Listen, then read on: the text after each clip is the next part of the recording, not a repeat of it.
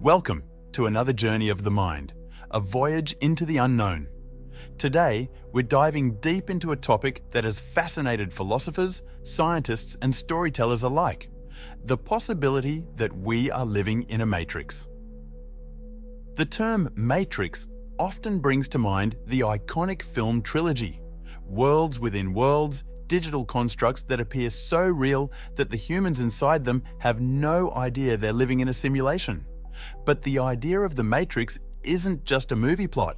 It's a modern manifestation of an age-old question: what is reality? And could that reality be nothing more than an illusion? At its core, the Matrix is a virtual reality so immersive, so perfectly constructed that those within it are unaware of its existence. In the films, this simulated world is created by intelligent machines to keep humanity under control, using our bodies as a power source. The people plugged into this elaborate simulation live their lives, oblivious to the true nature of their existence. In philosophical terms, the Matrix is a representation of the idea that what we perceive as reality could be an elaborate illusion, a concept that dates back to Plato's allegory of the cave, René Descartes' evil demon, and even modern simulation theory. But let's be clear, current scientific consensus leans heavily toward the belief that our universe is very much real. The idea that we live in a matrix is often dismissed as science fiction or a philosophical thought experiment. And yet, there's a lingering doubt, a sense that maybe, just maybe, the truth is far stranger than we can imagine. If living in a simulation seems unlikely, why do we keep returning to the question? What makes this idea so compelling? To answer that, let's consider the incredible technological advances happening right now. Advances that blur the line between the digital and the real. Artificial intelligence has evolved at an unprecedented pace in the past few decades.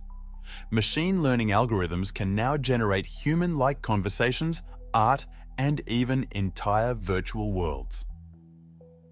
Games like The Sims or Minecraft are simple simulations, but they serve as proof of concept.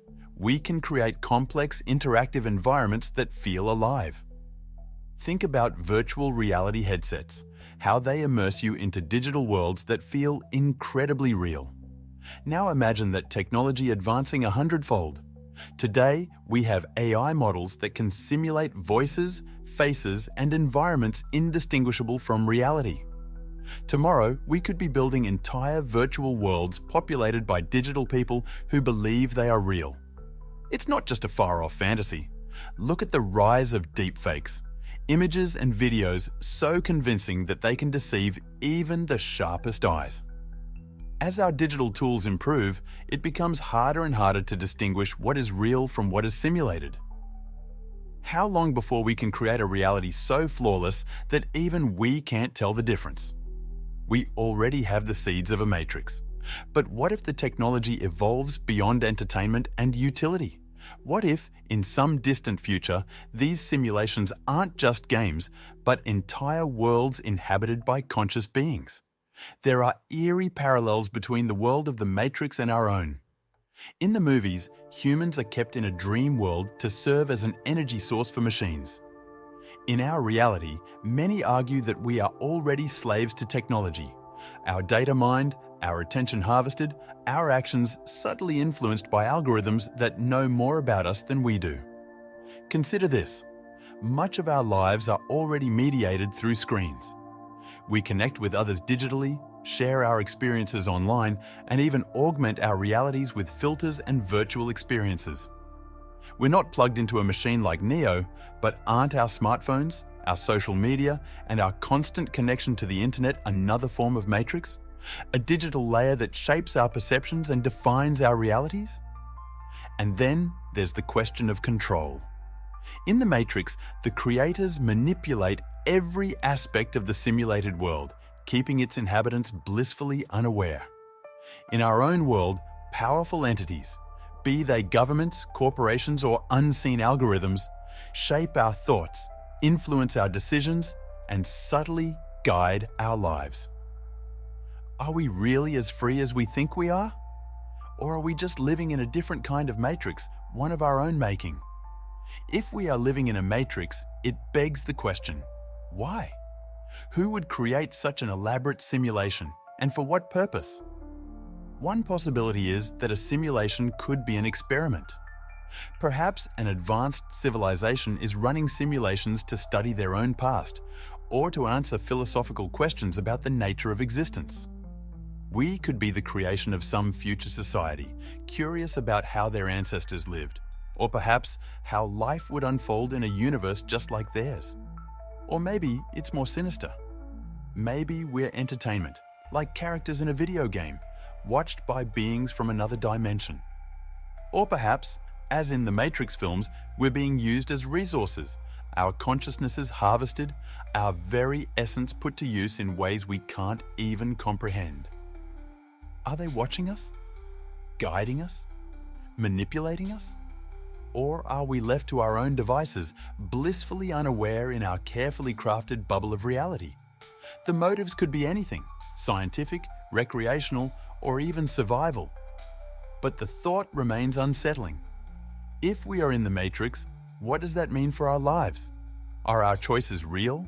Can we bend the rules of this digital prison as Neo does?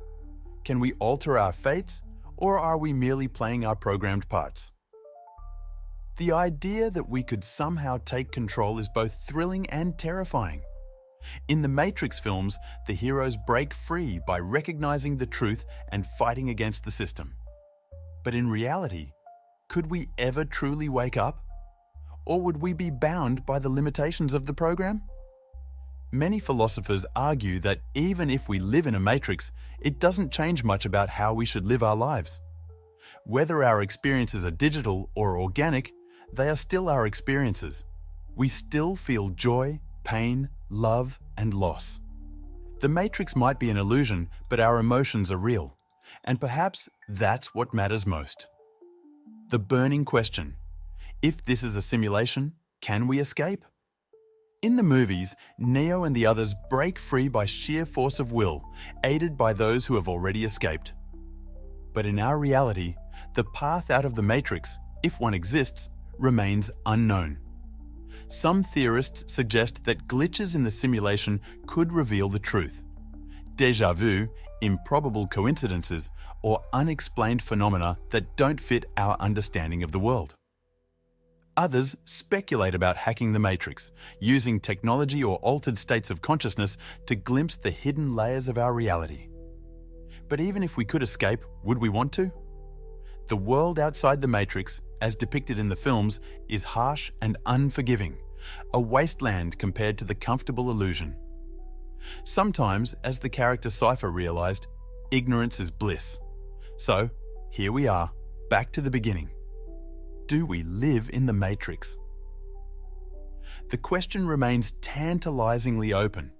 We've explored the rise of AI and virtual realities, considered parallels between our world and the matrix, speculated on the motives of possible creators, and even dared to ask if we could ever break free.